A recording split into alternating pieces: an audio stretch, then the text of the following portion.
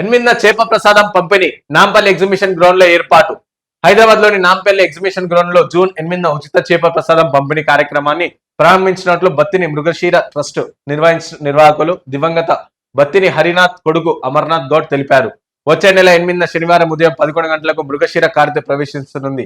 అదే రోజున చేప ప్రసాదం పంపిణీ ప్రారంభించి మరుసటి రోజు ఆదివారం ఉదయం 11 గంటల వరకు 24 గంటల పాటు పంపిణీ చేస్తామని చెప్పారు.